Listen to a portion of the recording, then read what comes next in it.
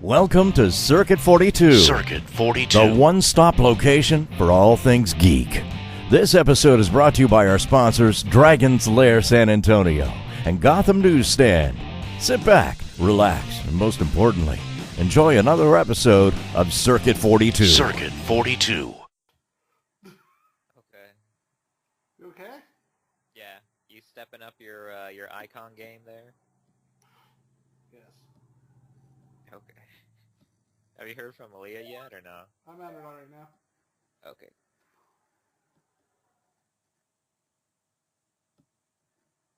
Popped in there for a second. Hello? Hello. Hello. Alrighty. Yeah, Dan was being a beach, so I decided to add him last, just being not obnoxious. I was only being obnoxious. It was 9:58 and you weren't ready. No, I've been ready. I've been waiting. It's Yeah, but probably it's- my fault. I was in the middle of a boss fight. Which boss fight? It's like, but that's a sports game. And, Which game? Resident Evil Biohazard. That was a good game. I still need to Yeah. find it. I finished that one. It was good. I gotta go back and beat it on a harder difficulty. Alright, so has everybody kind of figured out a director? What's the I was thinking we could do two. Yay! That's pretty narrow, sir.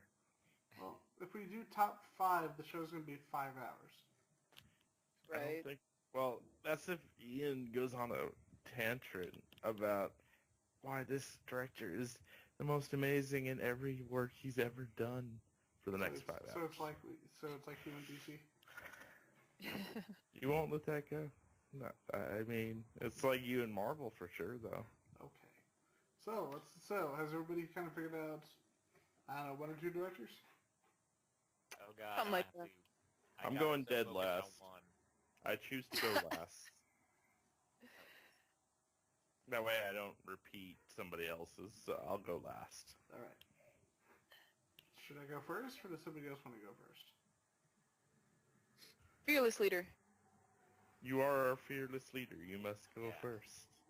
Okay, so pretty much the main reason I'm doing this is because we have the movie Ready Player One coming out at the end of the month. Oh, sorry. And That's it looks freaking amazing. And with that, everyone's in kind of full nostalgia mode, especially for film, television, video games, etc. And what I wanted to do was focus on maybe one or two favorite directors, and then basically have you guys, kind of pick 2 movies that kind of illustrate why you like this director so much. So, but instead of focusing specifically on nostalgia, I want to look at it as both a mix of nostalgic and, as an adult and seeing these movies without the nostalgia goggles. Right.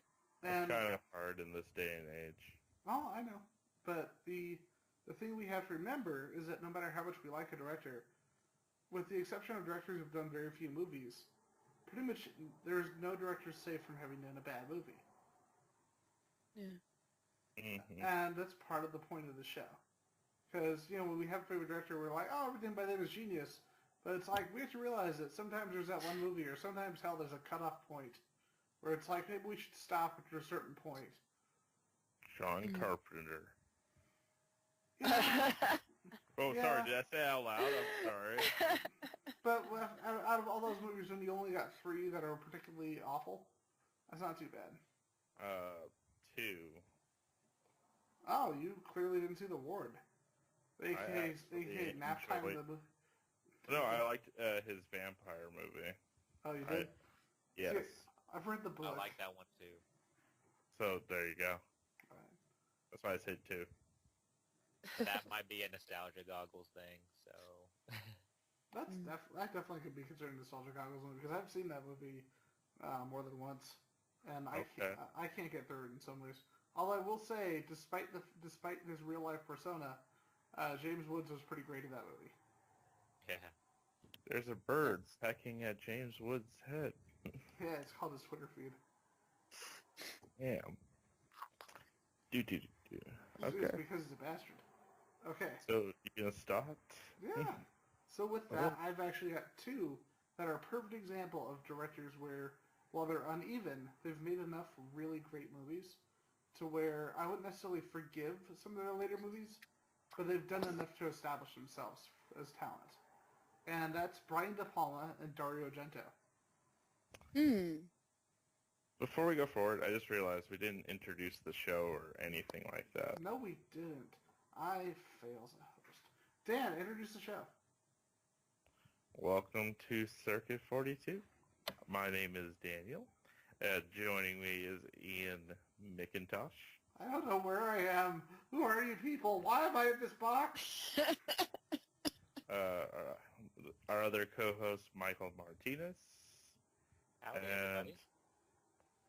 last but definitely not least, Aaliyah Mac. I hope I said that right.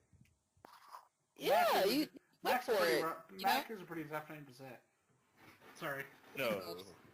You added some syllables, but we'll get it there. We'll get there. Sorry. I feel bad now. I don't think Mac is supposed to have 13 syllables. And then we're doing a podcast today about directors that we all like and why we like the directors. Specifically two from each person, so that we're You mean the thing I just said, Dan? right. But since we're trying to do a proper introduction, what you did not do. This is why we're doing it. My introduction is beautiful and awful. So, on that, let's see. I guess I'll go next. Let's see. All right, so when we're trying to think of, like, top directors, even though we're going to go down to 2, I came up with 25, and that was hard. That was just hard, because I was just like, okay, there's this person, then there's that person, and there's this person, and now I fail. And so now you're saying 2. I'll go ahead and throw out 1, and I will put a placeholder for my next one, if that'll work out here. Let's say I'm going to go with John Landis. Okay. I want to say John Landis, and yeah, I don't know. Just there's lots of other people, but John Landis, and that's just the reason why is because he did so much for Black people in the 80s and 90s. I mean, between Trading Places and Coming to America, Movies. Yep. right? He helped bring us Thriller. John Landis has just had such a, when it came to like comedy and just social commentary and people being able to kind of just come together like on that with just absolutely ridiculous situations, but somehow we all related to it. And also American Werewolf in London and that entire just manic like scene for like that inspired so many the practical effects people, like, with makeup and everything else, just with the werewolves. Yeah.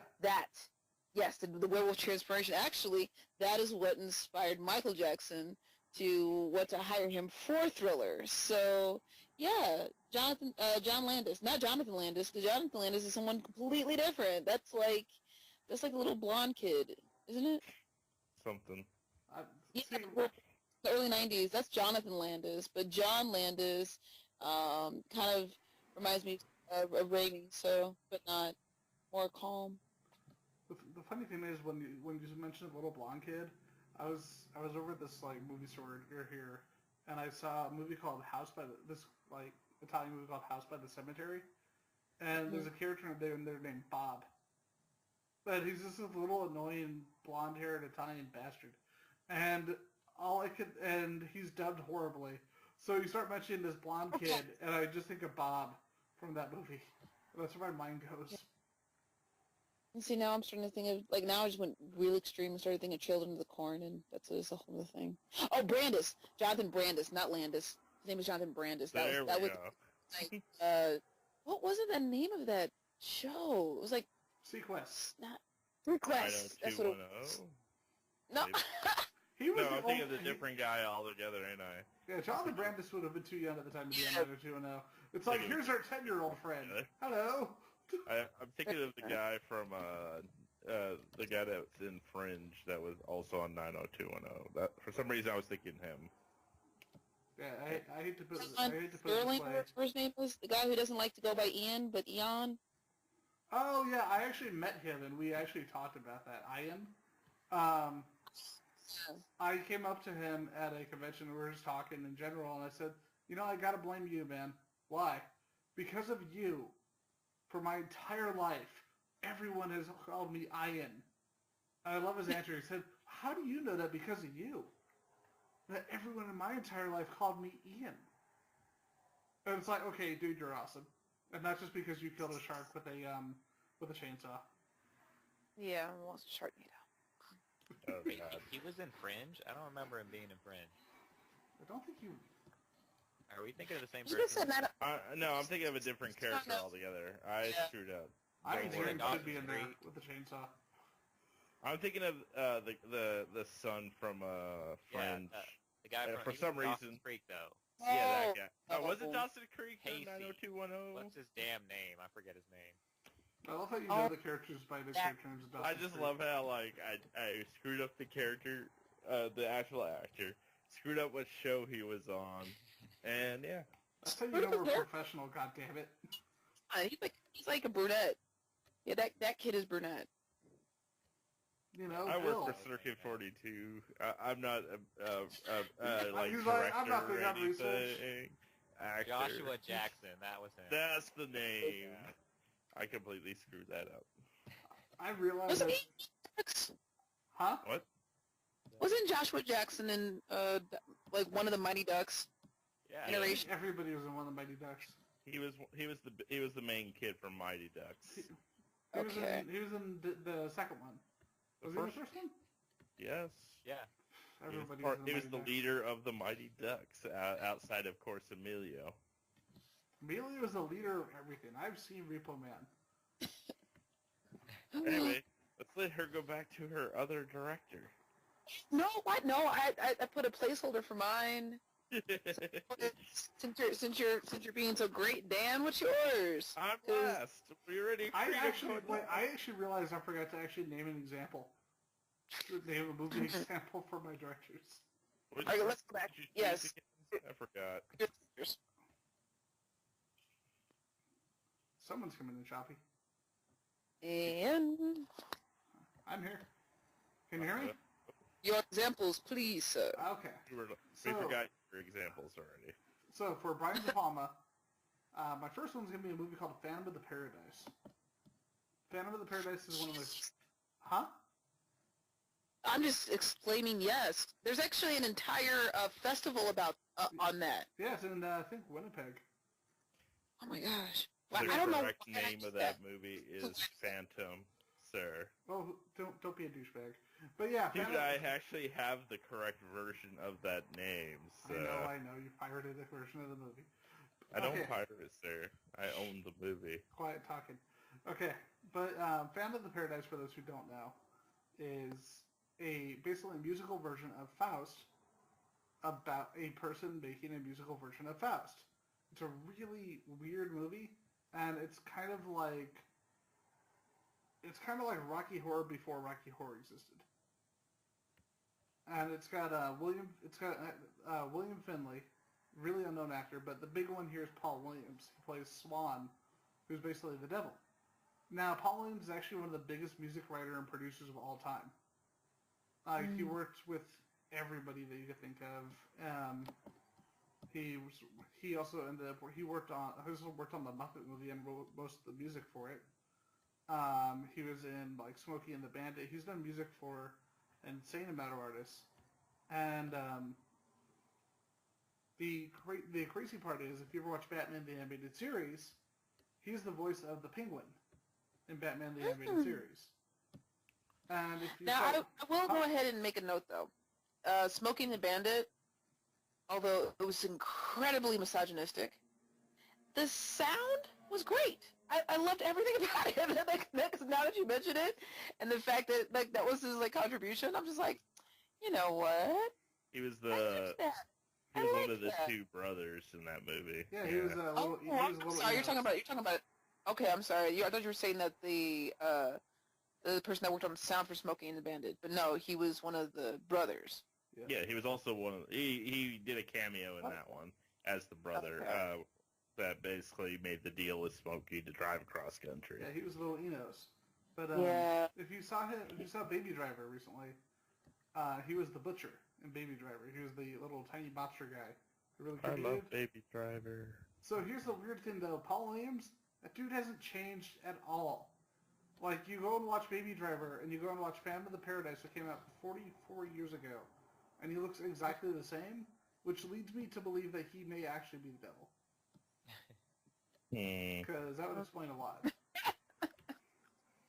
But the movie's great. It's got it's just this oddball movie, and it's kind of it's tribute to the music industry, but it's also based off a who's the record tycoon, the one who he went to jail for murder in the 70s? Do any of you know who I'm talking about? No. That was the top of my head. Well, I'm derping now, but we won't worry about that. I'm used to that. You also forgot about Beef.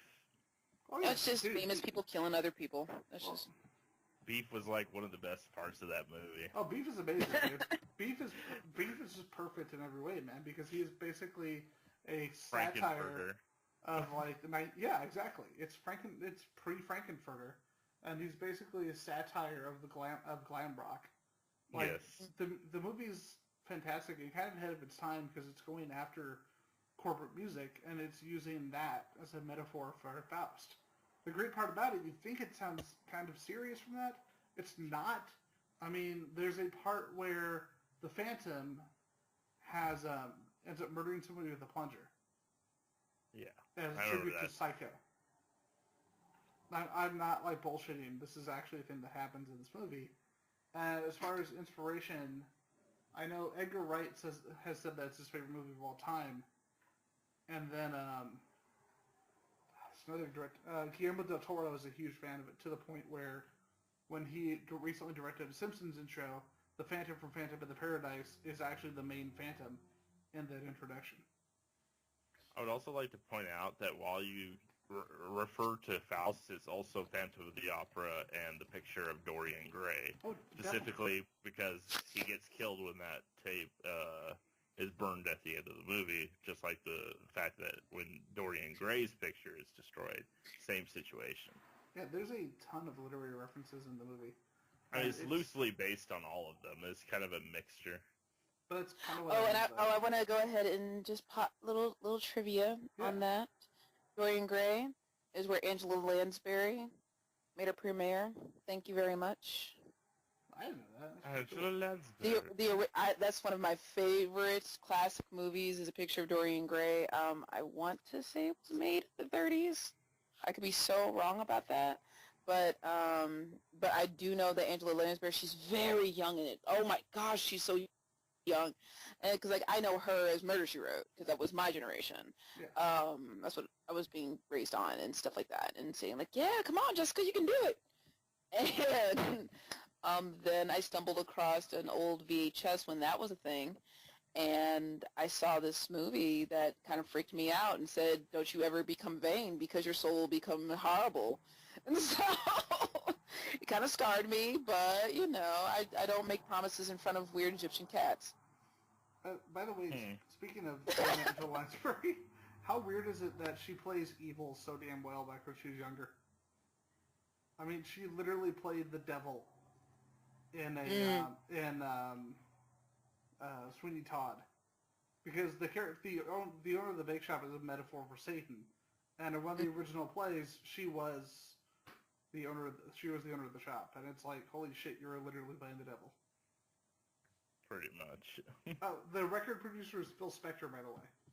Yeah, Phil Spector. Wow. Yeah. And it's really I'm going to owe people money for that one. It is just disturbing when you realize that dude was, with everything that guy did, that he was active all the way till 2009 in the industry. It's like, you literally murdered people. How the fuck did your career even happen again?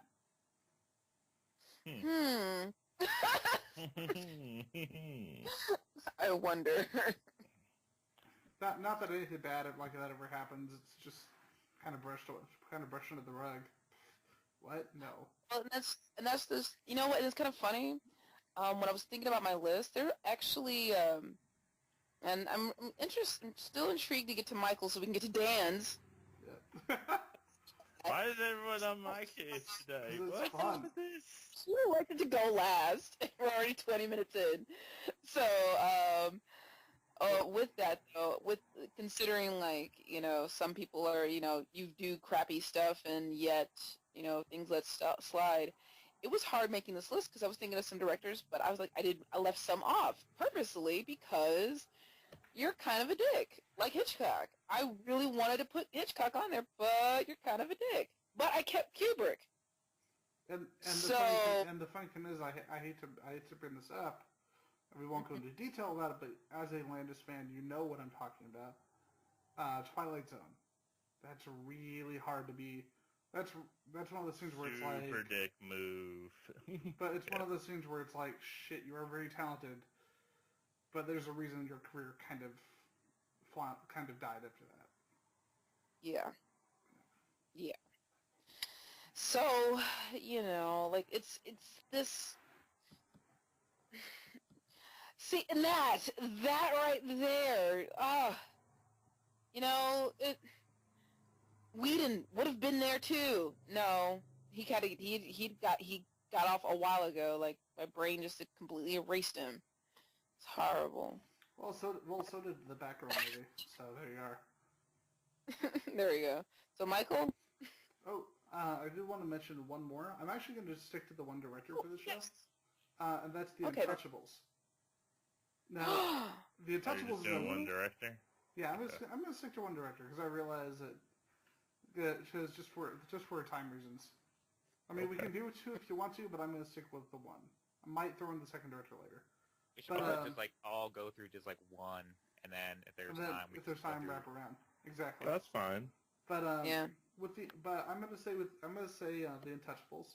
The movie's a freaking classic. I really don't even have to tell you why this movie's so good, but it is kind of an odd movie because you got this amazing cast. You got people like Robert De Niro, Sean Connery, just going so far into character. And even though Connery, we all know that's not an Irish accent. You know what? You won the Oscar, dude. So rock on. And then oddly enough, Kevin Costner, who's just decent in the movie.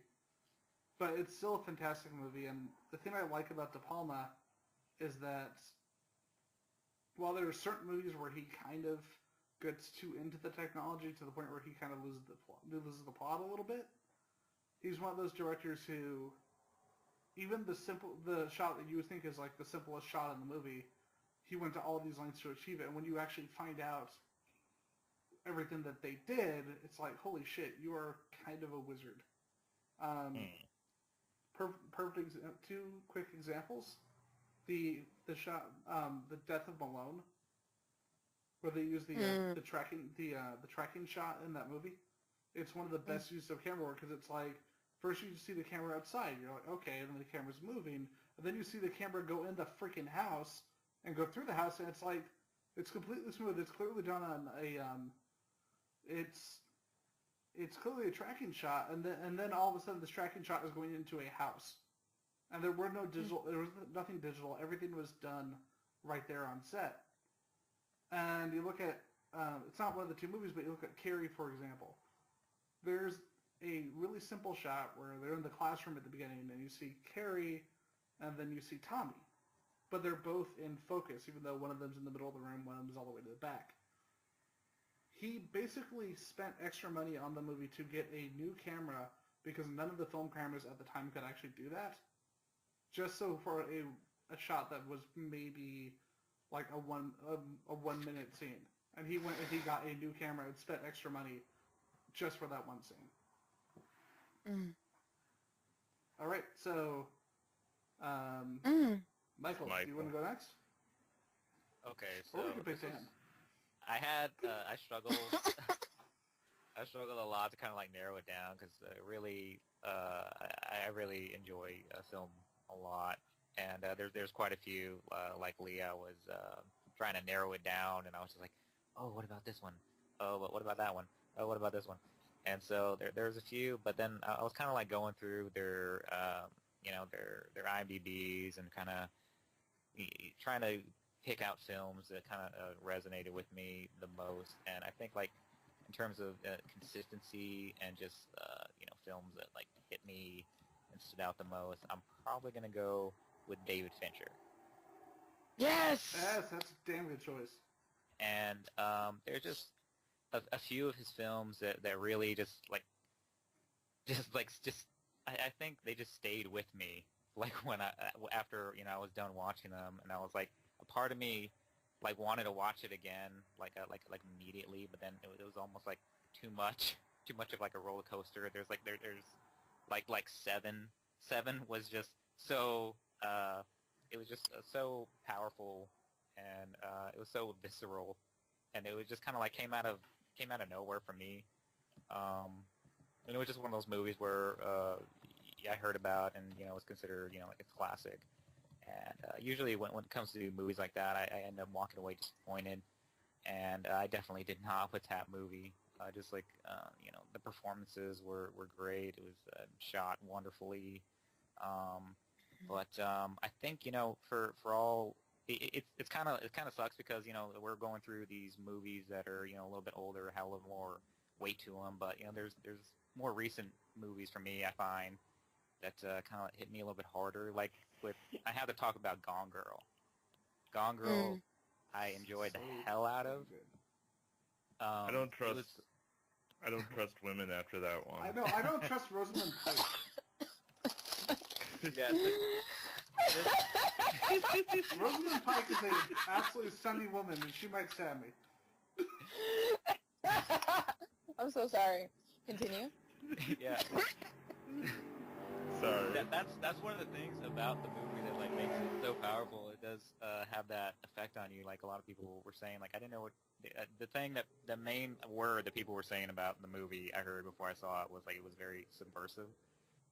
Very subversive about relationships, and this movie was like so good that it basically it used Ben Affleck's like smarm to its advantage, to its full advantage. Because in that movie, he's got that he's trying to be serious, but he just can't help but have that little little smirk to him, and that works like so perfectly into the movie. And so he was just a great cast in that movie. Also, The Social Network, which was just just this lightning fast, just complete. It's just such great dialogue and great acting, by Jesse Eisenberg. And man, the guy he does like such a good job. But we were talking about a little bit earlier about like when even going through like our favorite directors, we do come across like some of their films that we actually don't like as much. And so I want to touch on that a little bit. And I will say that one of the movies that David Fincher directed and I didn't necessarily enjoy is Zodiac. Really? And I don't I know. like that movie a lot. I don't know. There's something about that movie. It just didn't like grab me, especially because I feel like Jake Gyllenhaal was kind of like not used as well as he could be. Just because you see him in other movies where he gets to play around with his range a lot more, and he just gets to he just gets to explore, I guess, is his character a little bit more. And Zodiac, it just didn't, grab me in the way that these other movies I've been talking about. And also, can't forget Fight Club. I know it's kind of like this. I was just gonna say. Classic. It's kind of like this movie where I almost feel like I'm going towards these movies that are just kind of like so like too obvious. But when it comes to Fight Club, you just it's hard to leave it out. Because it's just like so. Again, it's like one of those movies where you hear the hype and you think that you're going to be a little bit disappointed, but then you finally sit down and watch it, and the full experience just doesn't let you go. It's just a wonderful movie. I don't know. What do you guys think? Funny enough, I thought the sorry. That's it. He's responsible for Alien 3. Yeah, but have you ever read the history of Alien 3? Yeah. There were like 30 different scripts for that movie, and they gave him so much hell that there was one moment, it's actually on the making of, where he basically said, yeah, fuck this, I'm done for the day, and he just walked off set. Like, they screwed him over so badly, they cut 30, 40 minutes out of that movie, and when you see the assembly cut, because he will not talk about the movie, he will not give them permission to do a director's cut. If you watch the assembly cut of that movie, it does improve it, and you realize this is what happens when you have, like, a studio that doesn't know what the fuck it wants to do. That movie was supposed to originally take place on Earth. So, Yeah, and be about monks on a wood planet. These are, like, some of the script ideas, because they had, like, 5 different scripts. You can kind of see how like that sort of element kind of bled into the film a little bit because they're so like prisoners. It comes on HBO a bit, and so I caught like the beginning of it the other night, and it was kind of reminding me of how like the prisoners were just like, oh, this woman's gonna come in here and corrupt us. So that's definitely got that that monk vibe to it. Like we got our own thing going on here, and we don't want somebody coming in here and disrupting it. The funny thing is, I thought you were actually going to mention Curious Case of Benjamin Button, because I think that movie is bland as hell. It's basically Forrest Gump with superpowers. I like it. I didn't like it, and I like Zodiac, but I have a question for you regarding Zodiac. A lot of people went in expecting it to be a thriller like Seven, but it's really not. It's more an investigative journalism movie. I went in knowing it was an investigative journalism movie, and I loved it. Mm-hmm. So I got to ask you, did you go in expecting a thriller, or did you expect and maybe be put off by the fact that it wasn't that? Yeah, I definitely think that played into it. It just didn't have that same impact with me. It had like this has such a great cast too that it feels like bad for me to say that I didn't enjoy it that much. I mean, it's got Jake Gyllenhaal, it's got Ruffalo, it's got Robert Downey Jr., Brian Cox. It's like a great cast, and it's obviously a great director. But I just wasn't feeling it. I kind of understand that. When it was advertised, it was trying to play off that it was a thriller. When you finally watch it, it's like it's definitely not what the trailers and stuff are trying to play it up as. So I can kind of understand not really being into it at that point, and then trying to watch it and see where you may actually try to enjoy it, and it's like it's just not hitting any of the cylinders you would normally expect from that kind of director. I was lucky because I basically missed all the advertising, so I went in not expecting to be anything like a movie like Seven. Mm-hmm. Yeah, and also going back to David Fincher, he did direct Panic Room too, which I think is kind of underrated, and that was a great thriller. This guy, like, he just knows what he's doing. Honestly, I want to say this. His sense of timing, especially when it comes to narrative storytelling and cuts, and just editing, because I have a feeling that because it's not that there's the same style into it, but he understands that holding on to that very last moment. And the reason why I'm saying that is because as I'm going through his D&B right now, and I'm looking at not just, I'm trying to keep scenes from his filmography in mind as I'm looking through all the music videos that he's done, and just to be blunt with it, his music videos kind of brought me into puberty. Like, all of them. Like, I mean, we have Cradle of Love. I mean, we have Englishman in New York. We even have Paula Abdul, because I was kind of a pop person, too. Jodie Watley's, most of all. Like, some of these songs, I was just like, I remember these videos, and I remember very strong videos, very strong visuals that are associated with these videos. And so it's just, and it becomes very iconic visuals. Like, he did Vogue and Express Yourself for Madonna. he also did Freedom, that was for 1990 for George Michael, which that became real iconic as well. Like, and there's a lot of black and white usage that used there too in terms of his early career. And so he's being exposed to these artists, these musical artists that are using music videos, in this short form, and it's kind of pushing it out of him to the point that once you start seeing long form in terms of full-length films, you are seeing these kind of like, it's almost as similar storytelling that's happening, just like powerful visual, powerful movement, but in these shorter snippets, and it works out well as it plays across genres, from whether it be from Benjamin Button to Seven to even for Fight Club. It just it becomes like it's you can actually start to see it blossom. And yeah, I just love the fact that you mentioned David Fincher, and I agree. I think Zodiac was very underrated because of pacing. People were used to a certain kind of pacing from him, and they just didn't get it. Exactly. That's something I've actually asked a lot of people to rewatch that movie, knowing what kind of movie it is, instead of expecting to do something. Because especially the tension in Zodiac, when spoiler, you just press pause. Sorry about this, but press pause. When he's in that basement and he realizes, oh my God, that scene is so fucking crazy. I'm like, I'm not biting my nails. I'm not biting my knuckles. I'm going into the tendons now. Like, I don't know what's happening. I might not even have a hand left at this point, because I'm just like, why are you still here? Exactly. Like, because you feel it. You feel the hairs like turning into these metallic pins, like coming out of your body, because you're just like, yes, that. Something I've got to That say. scene. Ready? Sorry. Yeah, go ahead. That scene. Yeah, that's the best scene in the movie. But something I will say regarding Fincher, something else.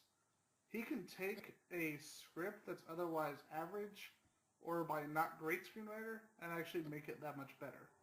Because perfect example is the movie The Game. The Game is a fantastic movie. And then you realize it's by the guy who wrote The Net and Terminator 3. And Catwoman. And you're like, are you a wizard, Mr. Fincher? Did you just be like, here, we're going to make this work somehow? And then another perfect example is, Panic Room, like you said, because it's actually really, it doesn't have the most dense plot, but it doesn't really need it for what it is. It's kind of like a by-the-numbers plot, but it still gets elevated by the way, it's shot and the way it's acted. And it just comes together really well, like a lot better than you expect it would. I mean, hell, the fact that he took a script by David Cope. For those who don't know, David Cope is the most mediocre writer who gets attached to major films. Like, he wrote Jurassic Park, or he wrote his draft, and it's awful. And Spider-Man. Spider-Man. But I think people are starting to realize I think directors are starting to realize that he's kind of a hack, and they're kind of stepping away from him. And that's where you're getting movies like The Mummy with Tom Cruise. And David Cope was the writer on Panic Room. And it's a perfect example of being able to take work that may not be great on the surface and be able to excel it and make it better through your input. Oh, and he wrote The Mummy. Yeah, like I just said, he wrote, and he's apparently writing the Bride of Frankenstein movie because they're letting the guy who wrote The Mummy do another Universal Dark Universe movie. I doubt that Dark Universe thing is happening anymore. The Dark Universe got shut down, bro. But come on, no, they literally just announced Bride of Frankenstein now. Like they've got. It's dead, dude. What? They killed off the Dark Universe. No, I'm saying they just announced this. Oh and God. It's being directed, but here's the thing: this might be a legitimately better movie because Javier Bardem is in this one, and it's by Bill Condon, like the guy who. Worse than Dracula. It's by the guy. It's by the guy who made Kinsey and Gods and Monsters. Yeah, sure, he made yeah, sure, he made Twilight Breaking Dawn, but you know what? There's a lot of sadly talented people who took that paycheck in terms of directing for them. I mean, the fact that the director of 13 made the first Twilight movie, and I'm just sitting here, it's like, wait, what? Well, Like I said, it can't be worse than Dracula Rising. oh god, that movie was so fucking boring. Wait, Alright, what was it again? What was the name of that movie? Dracula Rising. That was the first of the Dark Universe movies. It was supposed to be, Was and then that- they said it wasn't because it bombed. That was that whole thing. It was, And then it was the basically Mummy. like the Oh. Green Lantern of the Dark Universe. Mm-hmm. Oh, the one where Gaston played Dracula. Yep. Yep. Although Yep. the funny thing is, like, even though I was mixed on the live action Beauty and the Beast, casting him as Gaston was probably one of the best casting choices I've seen in the movie. I still haven't seen that. It's really not bad. It's Except not, for her voice. I don't know, she can't say it. Is it? It's not the original movie though. Like I don't like that Disney is like remaking all these. To be honest. I will say though, dude. Oh my god! When I saw that there was a Christopher Robin trailer, I'm like, this is stupid. And then I watch it. It's like, you're gonna fucking make me cry, aren't you? God damn it! I'm not even joking. Like, if you watch the trailer, you'll know exactly what I mean. It's like, son of a bitch, why you gotta do this? All right, so with that, we are coming up to Daniel Williams and his favorite director. Plead the fifth. Plead Nope, the fifth. gotta go. No! But I got two, and you told me to do one. It's like, oh my god. Well, like Well, I he said, said Do we'll the do it first around. one and then start your second one for the lightning round. yeah. I'm gonna do the first one because I know if I don't do the first one, Ian will try to tag that director, and I will kill him if he does. David Cronenberg. Oh, you motherfucker. Nice. You motherfucker. He was Because I knew actually you were one of gonna my... try to grab him. He I was knew you one- were gonna try to grab Actually, him. the funny thing is, it was either him or the other director who I'll be talking about later. Mainly because David of Cope. Scanners, Videodrome. I mean, his Mm. resume, Dead Zone. I mean, The Fly, Dead I mean, Ringers. Dead Ringers is Dead fucking underrated. Naked Lunch, and then he made M Butterfly, and it was like, what the hell is this shit? Well, you also have to realize when you're adapting somebody else's work, it's actually written by the guy who wrote the play. Right, but it's still directed by him, and so Oh, I know. I had to throw in the bad movie there, but yeah, History of Violence is very unsettling. I really like it though. Videodrome, I like the new Flesh, I guess. And Scanners, I mean, heads explode. I mean, who doesn't like that? It's a great practical effects guy. The funny thing is, Oh. like, what's up? What's up? Funny thing is, a lot of people harp on some of his recent movies, but the one I actually really liked was A Dangerous Method. Have you seen that? Which one is that? I don't think. When I tell you just the concept of this movie, it deals with Carl Jung and Sigmund Freud. Okay, kind of And It's interested. got Viggo Mortensen and Michael Fassbender. Okay, my interest has peaked. And it basically deals with a patient of theirs. I believe she was a real life patient named Sabina Spielrein, who's played by Keira Knightley. And it basically is dealing with you have two psychiatrists dealing with somebody who basically revels in pain. That's the best way to describe it. It's not a horror film, but it's interesting because it's pretty much a look at a real life situation of early BDSM being treated psychologically. And Let's check it out. because it's their assumption that it's their assumption that she has something wrong with her. And it's really good. And then of course Vincent Cassel is in there, so you get to see Vincent Cassel act like a crazy clown, which is pretty much Vincent Cassel like all the time. I was about to Yes. say, how is that different? I love That's Vincent pretty Cassel, much. man. That's pretty much him. Yeah. All right. Also, don't forget Eastern Promises. Oh yeah, Eastern Promises is pretty good. Yeah, minus the severe amount of naked Viggo Mortensen, that is a pretty good movie. Severe. Severe indeed. I will say this, that unlike a lot of the directors who had these really great high points in the 80s, Cronenberg, in my opinion, is one of those directors who's actually maintained overall really strong work all the way up till today. I say overall because, well, like you said, I'm Butterfly. Oh, and I guess we could kind of say Crash, but that's hit or miss for people. I like Crash. Not the 2005 Crash, that movie's a piece of garbage, but the David Cronenberg Crash. But I'm weird, so we'll just leave it at that. And then, of course, it's like, for some people they like it, some people don't. It's definitely split with Crash. But yeah.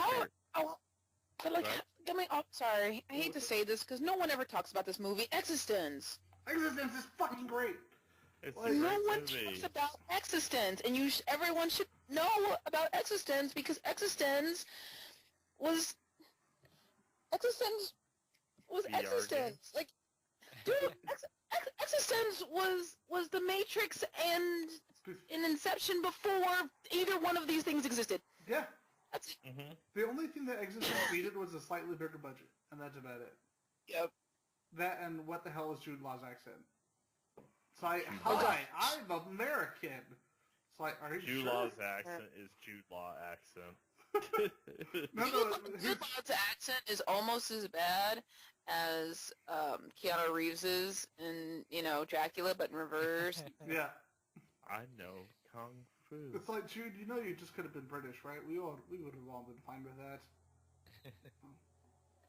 Miss Mac would have been fine with that. She'd be okay with that.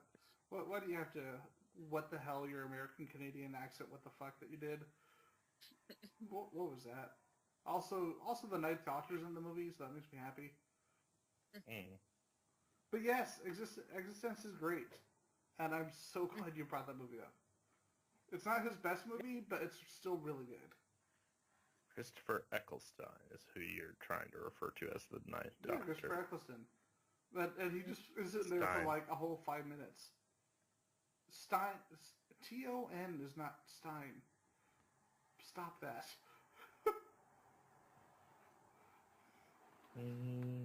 So, did you want to do your second director, or did we want to go back around? We're doing round robin, so we'll come back to me. Okay, so I would See if you name my other director, and if you do, I will be like, son of a bitch. for my second director, I'm going to pick Dario Argento. You have passed the test. Dario Argento is, in my opinion, he was the greatest horror director of all time. And then the 90s happened. Because, huh? You're just gonna skip over Romero and just call him the greatest horror director of all time? That's all I heard. Oh, I was love sure. Romero. But Okay. but the thing I like about Argento is that he basically brought the kind of eye for filmmaking that is usually within like art house filmmaking, award-winning films, and he applied it to genre films. And like with De Palma, sometimes he loses the plot. He falls in love so much with his own technology and what he can do with it that he does lose the story. But when he hits really, really hard, really, really well. And the fact that he made the movie Deep Red and Suspiria, two of my favorite horror movies of all time, just back to back, just speaks volumes in that regard. Now, for those who don't know about Argento, he is pretty much he and people like Fulci, they're kind of the kings of Italian horror. But where Fulci, like his movies were very, like they were well shot, but they were very basic in the way that they were done. Argento played with color. Like he actually was one of the last directors to actually use Technicolor for his movies. It was very striking looking movies. And while sometimes you'd have great lines like, "I am a foreigner and I am lost," and you would at the same time you have to realize Italian sound and Italian ADR was not really a thing. So basically everybody had to be dubbed. Even the actors speaking their own language. Even the actors speaking English had to be dubbed by themselves sometimes. and sometimes by someone who you look them up and it's like, wow, that's a whole lot of Italian porn you did there. But but yeah, basically for Argento, one of my choices is going to be obvious. It's going to be Suspiria, which is his most well-known movie. And Yeah. Technicolor. Oh yeah, that movie is just experimental. It's experimental as hell. The movie is beautiful looking, but most audiences aren't going to go into a horror movie to expect that much not darkness in their horror film. I mean, totally yes, but that movie is striking in the way it looks. It uses reds, blues. It is possibly, can I say, the most colorful horror film ever made? Mm. And then the other one would be actually right before that, and it's Deep Red, which is a murder mystery. Also And- really good. Oh yeah, and also really well shot. Like I said, his time was really in the 70s and 80s. And but unfortunately, after that, he made. Oh, one thing about for those who haven't seen Deep Red, realize that there's something very important at the end of the movie that they show you within the first 10 minutes of the movie, and you will never know until after you finish it. I know it sounds weird, but if you watch the movie, you'll know exactly what I mean. I understand that. I do. But then he made the movie Trauma, which is one of the blandest, boring movies of all time. I And wasn't a fan. it was like anyone could have made that movie. And so when you watch somebody go from like visually striking, fantastic looking movies, maybe sometimes not the best plot, but like just really well executed in terms of aesthetic, and and just see every movie up to a certain point just become this bland, ugly, boring movie. You're like, what happened? How did the guy who made Suspiria make Dracula 3D and Giallo, a movie so bad that Adrian Brody wanted his name off of it, and he does a lot of movies. Very carefully. It's just a perfect example of like you can love a director, you can love their work for the most part, but especially in terms of somebody like Argento or Brian De Palma, nobody can only make a perfect movie.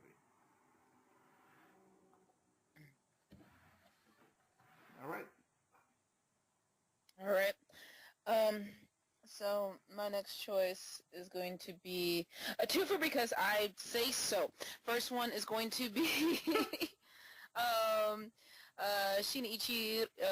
Shinichiro Watanabe, because he is a director that any otaku, any anime appreciator should know, because he is responsible for, little kind of series known like Cowboy Bebop, Samurai Champloo. He was responsible for the Kid Story short, then Animatrix. I believe also the Detective Story as well.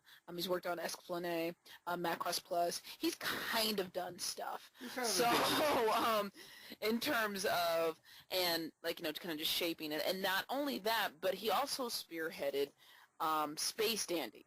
I love Space Why is Dandy. this important? Wonderful. I'm glad you make good decisions. Why is Space Dandy important? Space Dandy was the very first anime series to be released simulcast, with it being with English dub as well as the original Japanese. It was a very fascinating thing to experience. I watched it from the very beginning. I actually would watch it in Japanese, and then I would watch it in the episode in English like the next day. It was just a very wonderful thing to watch. There was actually some issues after, I think it was like about the fourth episode. He got really upset. He really didn't like the and this was Watanabe specifically. He did not like the English translations. Like, he would listen, like he would find out what the English dub was, and he just thought it was really bad, and he almost threatened to can it. But they kind of explained, why they had to rephrase certain things the way they did, based off of how he his vision of how the anime was going to be presented, and after a while he was like, okay, all right, well, I guess it's okay. And so it's a really great anime. And the second one I have to just throw in there is going to be Ava DuVernay, because her movie just came out last Friday, which was for Wrinkle in Time, and she's also come up with so just her as a director. Just go look her up. Just have at that. But she's came up with this thing called the DuVernay test, which is a test to see if you have a character in your movie that happens to be brown or any kind of minority, does this character actually have a realized story where they're a real person, they have some type of growth over your story, or they serve as plot filler or a plot device for your white main character.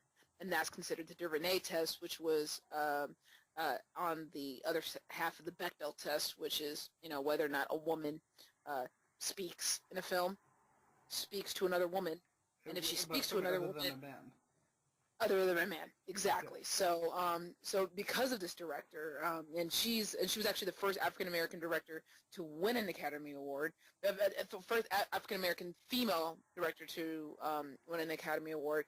She's kind of leading the way in that kind of sense. So, I just have to squeeze that in there. So, I actually wanted to mention, I don't know if you've seen Annihilation yet, because not enough people are seeing Annihilation. But Annihilation was freaking amazing science fiction. And the thing that's interesting about the movie is that it does pass the DuVernay test, and it does pass the Bechdel test. And the thing that's interesting is that it's not part. They didn't pull the 2016 Ghostbusters and make it part of their marketing. You just watch the movie and you realize that naturally, it's a movie led by 4 female leads. It never gets brought up. It's never a focal point. It's just part of the story. And then I think, two of them are two of them are actually not white, and they have full roles. All 4 of them are actually scientists in some regard. Mm-hmm. Yeah, it's kind of cool. With, it's just Gina Rodriguez and Tessa Thompson. yeah, and it's just, yeah, it's really hard for movies though right now, because it's just the timing of it. It's just the timing of it. It's kind of going underneath the radar right now, because of that was a Netflix release, correct? Yes. Only internationally. One of the producers was really talented and smart, and one of them produced GeoForce. So the big shock, the producer of GeoForce tried to get them to basically dumb down the movie. The other producer had Final Cut and refused to do so, and sided with the director. So said producer, the one behind such cinematic classics as GeoForce, decided that he was going to set up a deal where the movie would not be released properly internationally outside of China, and barely got advertised here. Got released intentionally against Black Panther, a movie that obviously was going to be number 1, being that it was a strong movie and a Marvel film as well. And then he basically set up so any other international release was only via Netflix. He basically killed the movie because he didn't like the fact that he didn't have control over the movie. Hey, Ian, are you talking about G-Force? No, GeoForce. It's the movie that came out last year about like this geo attack thing. Or Geo something. Is it Geostorm? Geostorm. Yeah, Geostorm is what he's talking about. It's a big old pile of shit. And the guy behind that movie was telling the guy who had directed Ex Machina how to make a movie. That's all I can say. No. But definitely see that movie and try to see it in theaters while it's still there, which is kind of sad.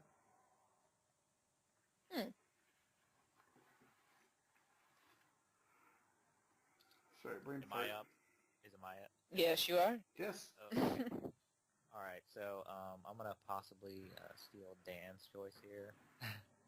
It depends on who you choose. You guys are like going with like these like throwbacks though, so I might not necessarily take it. So I'm just gonna go ahead. He's calling us old. Did you hear that, guys? What was that? I did. Yeah, he's calling us old. He's like, those old classics from the late 90s. Yeah. Early The ones 2000s. that So are, you know, old, man. The So turtle old. classic movies, you know. Yeah, Selma came out like in the 2010s. What the fuck? I'm kidding. Okay, Okay, so, Michael. I'm gonna go with Christopher Nolan. Yes! You passed the test. Yeah, I, that's a good choice. He's just one of those. I know it's like one of those obvious choices again, but it's just his movies are just so consistently wonderful. Just that they get better the more that you watch them, which is Inception. something Mhm. that is just it's hard to do. It's hard to like make a movie that's dense enough and has enough layers that the more you come back to it, the more you enjoy it, and it's really difficult to make that kind of movie these days with people having such short attention spans to get them to enthrall them so much. I just really like The Prestige. I think is It's underrated as might hell. be my favorite Christopher Nolan movie. Just the way that Christopher Nolan he develops what's the term for here? Oh god, I'm totally blanking right now. But the ending that he builds to for his Yes. movies are just so wonderful. It leaves you. It just hits you so much and stays with you after you've seen it in theaters. It just makes you want to come back and see it some more. Obviously, other great movies of his like Inception. That movie was just it's like blew my mind the first time I saw it. And I will say though, like Christopher Nolan does have like this bad habit though, like as a writer, or also I guess you would also say his brother too, because he tends to write it with his brother. But they do tend to sneak in a lot of exposition, like in their dialogue, and that can get kind of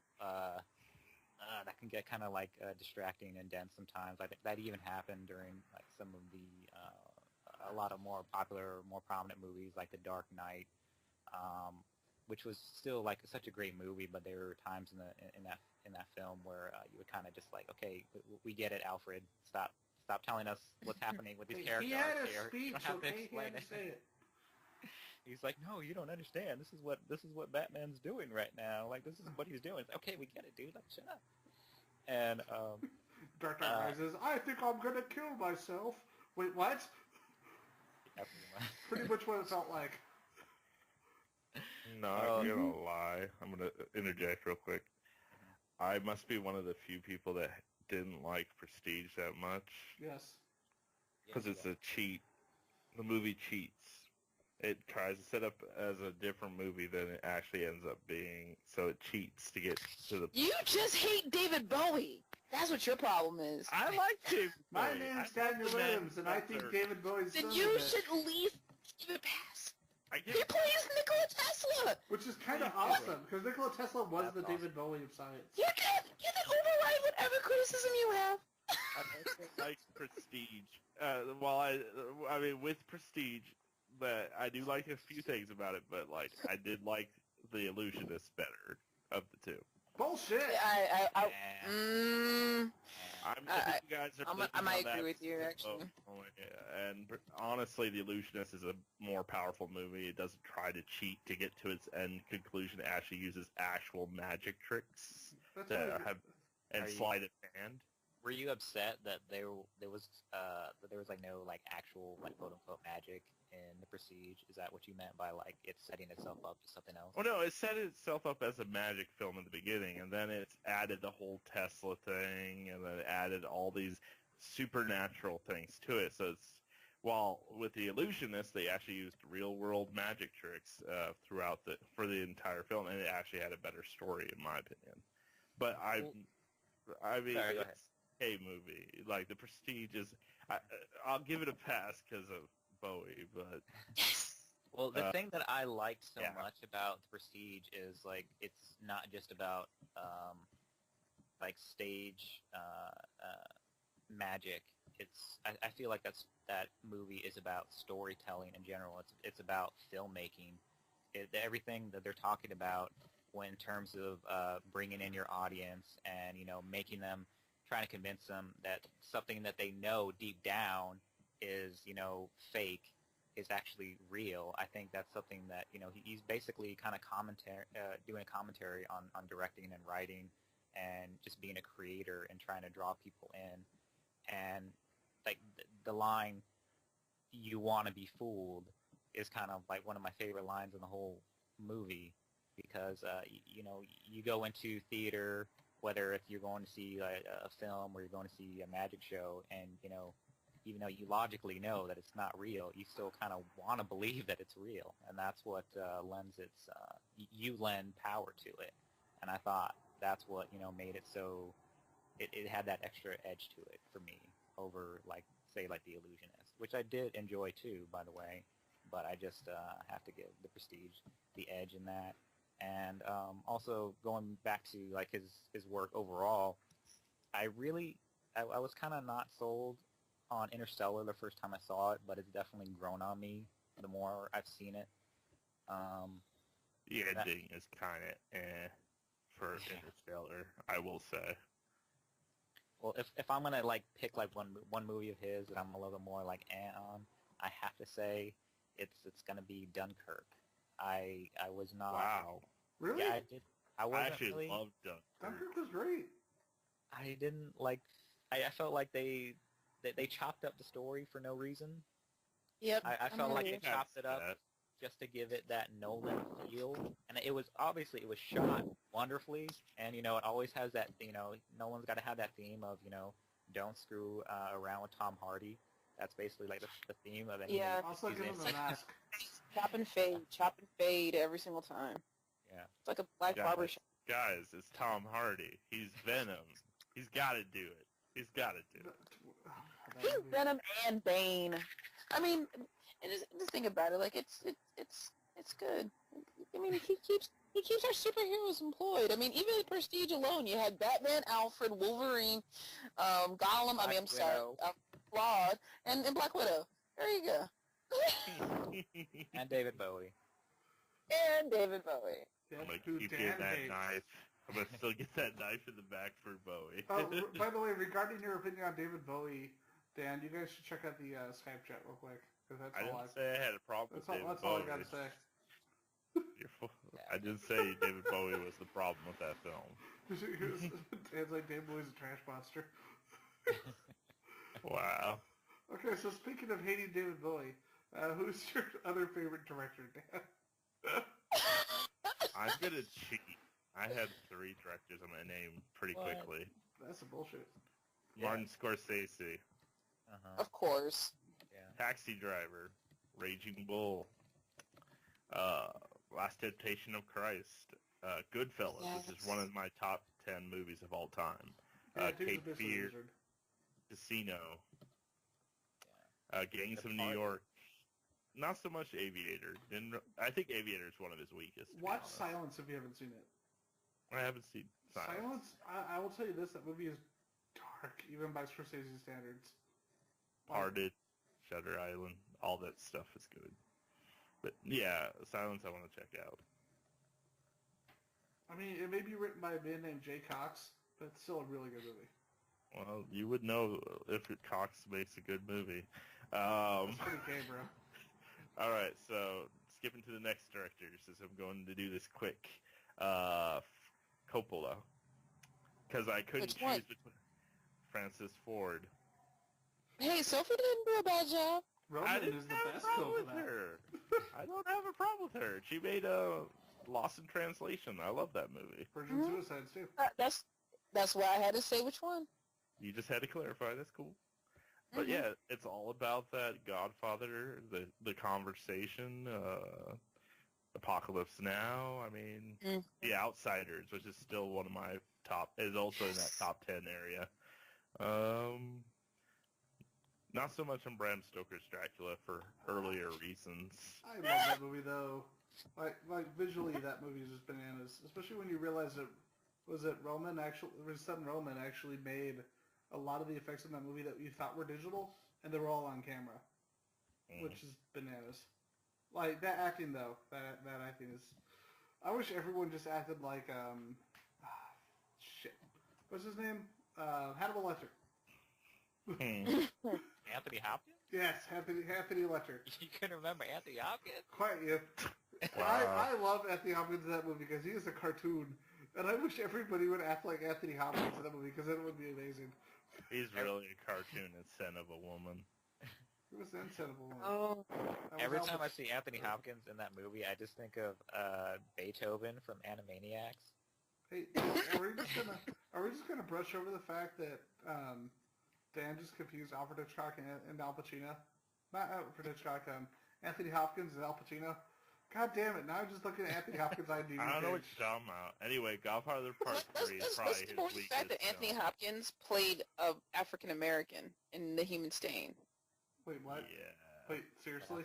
Yeah, that happened. That actually happened. He played an African American who could pass for a white person in the Wow. movie called The Human Stain. There was Tropic Thunder did something See, similar. no, that was just fucking brilliant. I'm sorry. Robert Downey Jr. as an Australian, as a black, yes, Yes. yes, just all of the yes there, because why? The blonde, green-eyed thing that he became afterwards. Oh, you mean the demon? Yes, the demon. Oh wow, that thing. I love the fake Jeez. trailers they had for that film, actually. Like the priest one Yeah. with Junior and what's his name from Tobey Spider-Man? Maguire. Yeah, Tobey Maguire. Best actor nominee Robert Downey Jr. and MTV's Best Kiss winner Tobey Maguire. But yeah, Godfather Part 3 would probably be the worst one from him. What? Oh God, you've missed some of his movies then. I haven't seen every movie from him. Yeah, you need to watch Finian's Rainbow and then come back to me. And then we will finish with Beat Takeshi. Fuck yeah! I mean, he's no Takeshi Miike, but he's still pretty good. Takeshi Kitano, who's Yeah. also had this great show back in the day about a castle. Oh yeah, That and he was in also the best got movie, adapted Johnny to Mnemonic. MXZ or MXC. Yeah. Does anybody have last saves? Like anyone like just have last saves? Or they're just like, oh, wish we could talk about it, but we can't. This is why Daniel's like rushing in 3 choices at once, because yeah, I don't I know. would have said Akira Kurosawa or Kubrick. Thank you. But if I do say those, it's like the obvious choices that everyone says. So I didn't want to be that guy. My last save would be Michael Mann, Nice. because Michael Mann is awesome, and it's like, God damn it, why didn't I get to talk about Manhunter on this podcast? What about you? Do you have any last save? Jim Henson and Greg Araki. See, now you made me cry because Jim Henson. And that's my job in life. Okay. It's make men cry. Next. Well, now I'm sad. What about you, Michael? Well, it is kind of hard because, you know, as much as I enjoy his movies, I feel like he's a stronger writer than he's a director. But I'm just going to throw out Kevin Smith. Yes. He just his movies had such an impact on me as I was growing up. Me and my little sister just watched the hell out of his movies, and you know they're so quotable. And it was kind of nice to see Kevin Smith progress as a director. Like I remember watching one of his Evening with Kevin Smith films, and he was talking about how he would like let his daughter watch his movies with him, but she was so young that, you know, even though he does a lot of cursing in his movies, like he doesn't want to really expose his daughter to that, and you know some people think that's a little bit hypocritical, but he's just like, you know, whatever, it's my daughter, and so he leaves the sound off, and so she'll watch it, and she was watching Jay and Silent Bob Strike Back, and he was like, and she watched her dad, you know, try to dive through this little sewer pipe thing, and he couldn't fit through. And she turned to him and she was like, yeah, just like Winnie the Pooh. And that's the line in the movie. And he was just like, wow, like I feel like I've come a long way as a visual director. If now I can, actually, communicate something like that. And yeah, I really enjoy his movies. Yeah, the best one is Yoga Hosers. You go fuck yourself. That movie was like a what the fuck is going on hour before me and Ian finally had to stop Oh, watching. I actually want to sit down and actually finish the whole damn thing. It's just like, I don't know what's happening. This is still somehow better than Tusk. Yeah, but it was, Don't ask but me somehow how. packing boxes and moving them was actually more entertaining than watching Yoga Hosers. Yeah, I can say the same for Tusk though. Tusk Oh, was and I'm just gonna- watchable. Huh? Sorry, I'm gonna throw out just one more because I feel like we're gonna feel bad if we don't throw him out there. I'm also gonna say Ridley Scott. I was thinking Yes! I was Blade thinking that. Runner. He's just I don't know that guy. Alien Covenant. Notwithstanding. Aside, Yes. he's just obviously one of the most elite directors that we've come across. Even he's still got it with The Martian, which I could just watch Yes. on repeat. I always got sucked into it whenever it was on HBO, and we're just like, okay, yeah, sure, it's fine, and we're gonna turn it on for a second, but then we're just gonna watch something else. We're gonna find something else. It's like a whole Didn't movie happen. later. We would just watch the whole movie, and we would be okay with it. You know what? This is fine. Have you This is seen just- All the Money in the World? No, I haven't seen that yet. Okay, go. There's probably only playing in like 2 theaters or whatever. Go get tickets and go see it. That was the Because- infamous movie where Kevin Spacey got replaced, right? Yeah, because he's a fucking bastard. Yeah. And Yeah, that's how and- our world is. And but he got also, replaced by better actors. Oh, you get the Christopher Plummer. So I'm okay with There. it. so I'm just gonna throw out a couple Oh! of other movies that I also love. Obviously, Alien. I'm actually one of the few people. I feel like I'm just gonna sneak this in here, but I'm actually one of those people who is not the hugest fan of Blade Runner. What? But yeah, but there. No. Resist urge to kill. But his other movies, I really feel like Kingdom of Heaven is seriously underrated. I don't know The how director's many. cut, yeah. You're still Yeah. wrong about Blade Runner, I want to let you know. I mean, No, everyone's but entitled it to is- opinions, but your opinion is Resist wrong. urge. to It's one of those strength. movies where I've only seen it once. He's going so to it's definitely explode. Something where I'm gonna revisit it down the road. I'm probably gonna revisit it before I watch the new one because I. How old were you when you Yeah. watched Blade Runner? I don't think I saw it until maybe about 10 years ago. So I And was the like, director's my early 20s. cut does make a difference, by the way. See, The 'cause director's I was- cut definitely makes. Oh, yeah. Watch the Watch the final final cut. Just final it's- cut Mhm. of any cut if you're gonna try. Now, you should technically watch all 5 cuts to get the best version of the film. Well, it's just not the That's- theatrical cut.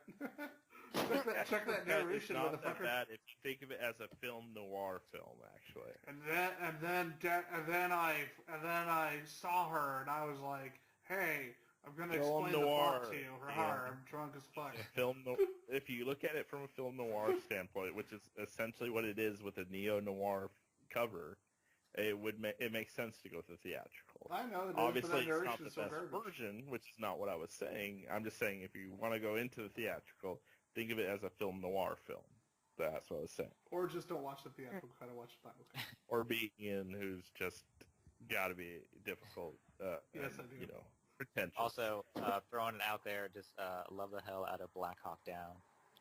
That's a good I one. feel like that's definitely one of the best war movies that's out there. And, contrasting back to, what I was talking about earlier with Christopher Nolan, how I didn't, really like Dunkirk that much. And I think the reason why is because, Black Hawk Down had all sorts of great little character moments for these soldiers that made you, that made them endearing to us. And I feel like, Dunkirk was lacking a lot in those, and it was really surprising to me, that there wasn't, a whole lot of, dialogue, a whole lot of, character arcs with it.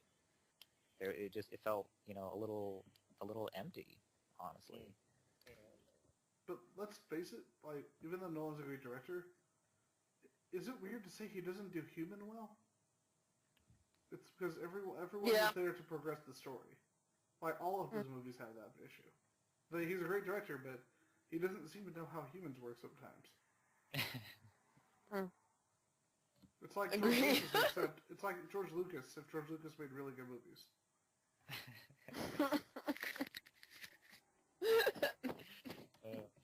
I actually Robert have to... Zemeckis. You know what? What's up? Throwing out Robert Zemeckis. Robert Zemeckis is inconsistent, but he's very, very talented. Yep. He has made 3 of my favorite films of all time, and he's all right with me. And then he made that really weird Beowulf movie. I don't know what you're talking about. I could say the same thing about Darren Aronofsky, but, you know. I like Darren Aronofsky. I like Mother, but I don't understand why people... Yep, and then there's that. Huh? I'm just saying, and then there's that. I like Mother. That's all I'm going to say. Mhm. I do want to do a quick, kind of little tie-together wrap around on this. You mentioned Watanabe earlier. You've seen the Blade Runner 2049, right? Are you talking to me directly? No. Yeah. Well, before you watch it, I have a thing against Ryan Six Abs. I don't know what's his name. Ryan Gosling. Ryan, that guy. I have a hard time taking him seriously in a film. The only film I actually saw him and I enjoyed him when it was Eyes of March, which was perfect. He was like this little sniveling, kiss-assy kind of like, but I'm real kind of guy, and that's really all I see him as in anything. And yeah, so no, I saw that other movie where the Emma Stone woman made the comment to him about the spray-painted abs. I saw that. I did see that movie because Steve Carell, and that was Crazy Stupid Love. that made it, yeah, that one that made it tolerable. However, yeah, Ryan Gosling and anything else, I don't entertain. I don't know why. It's just he seems annoying. So, but I have to see it. I've seen the CinemaSins of it. So I know everything is wrong with the movie. It's really damn good as long as you have a solid attention span. Ooh. But kind of like the first one. But there are 3 shorts set before the movie, and Watanabe actually directed one of those shorts. They're actually on the Blu-ray and the DVD. Yes, well, that part I did know. That part I'm aware of, and so. But yeah, I honestly, what got it for me with when it came to Blade Runner and why I have so much respect for Ridley Scott was Ridley Scott made me appreciate Rutger Hauer so much. Oh, yeah, he's amazing in that movie. He steals the movie. Yeah, and Scott lets him in such a peaceful and elegant way. It like when he's sitting there, like, all right, so when Rutger Hauer is describing that last moment, sorry, spoilers again, pause. Anyway, but when Rutger Hauer is explaining what he sees, the framing of that shot, I don't know about anybody else, but I kind of got in the character's eye of just conceptualizing what that would be like and then to create an existence, but that one that is so fragile and so temporary, and so and for me it really came through that visual and just the way that whether it came from the way that he pulled that performance out of him, or you know, or however that's going to go. Because I mean, honestly, I haven't seen Rutger in anything else as powerful. So, you know, I got to give it to Scott on this one because it has everything to do, between that and cinematography. I can't think about who the actual cinematographer for the film was off the top of my head, but it was just absolutely beautiful from a film core standpoint. I understood instantly. And I don't think it would have been possible without those aspects all there. All right. So with that, guys, I guess we can bring the show to a close. Thank you guys for doing this. This is kind of a spur of the moment / something I've been planning for a couple days because I couldn't come up with a topic this past Sunday, and I think it turned out really well. What do you guys think? Yeah, I feel like we probably had a bunch more directors that we could talk about right now, but Two, man. You gave me two. We're nerds, man. This show could have gone on for 5 hours. Probably. But with that, I actually really enjoyed doing this a lot. Like I said, I hope you guys like this one too, and I hope all of you guys listening like this one too. But honestly, I'm an egotistical son of a bitch, so our opinion is more important. I mean, please keep listening. And so with that, I'm assuming everybody here can at least agree that we are all excited to go see Ready Player One when it comes out on the 28th. Oh, the second trailer. The second trailer almost saved my life. The first trailer was, like, exciting, but the second trailer, with all of the, kind of very Independence Day, let's go get 'em boys type of thing. Yes, I'm in it. I'm signing up now. I mean, I was signed up for before, but now It was disappointing for me to read this week that the movie that I was really anticipating, Wrinkle in Time, is not really doing well. It's not being well received, unfortunately. Yeah. But I still want to check it out because it still looks interesting. I'm still going to check it out because it does look interesting because there have been some movies like that. Like, I actually really like the movie Oblivion, and that movie was not critically well received. And it was style over substance. I will agree with people on that. But I'm still excited to go see this movie. I just not sure if I had the same expectations I did before. I'm going to just throw it out there, and this is going to sound so horrible, especially as much as I fangirled over Black Panther. Until I hear otherwise, I'm still expecting it to very much be a Valerian. I really am, and I don't want to be disappointed. I'm so scared. I liked Valerian. This is a topic for a show that we have to do. We just have to do a debate over Valerian. Because me and Ian are on the it's a good movie side. Yep. And literally, it might be a topic of just going over movies. I'm like, you know what? But you're so pretty. And then, like, that's movies we enjoy just because, oh, you're so pretty. She played the Enchantress. Yeah, that was a right. Are we really bringing that up again? Are we going to bring that not even again? Are we going to bring that up? You have to remind ourselves that if any of that happened. Yeah, how jaded Will Smith was throughout the entire film. Entire film. Speaking of movie production, speaking of a movie that needed an editor, that was a movie that needed an actual editor, not a trailer editor. See, I like Suicide Squad. It was dumb, but fun. Okay, guys, I realize we are officially doing what we do. And we are taking this off and doing a Suicide Squad show. So with that, why don't we bring this episode to a close, and then we can debate about the Suicide Squad next time. It's been fun, been real. Have a great night, you guys. I'm going to go watch Atlanta. All right, y'all have a good night, everybody, and thank you guys for listening. Hope we didn't piss you all off too much. You've been listening to Circuit 42, brought to you by Dragon's Lair San Antonio and Gotham Newsstand. Join us for our next episode. For all things geek. Circuit 42.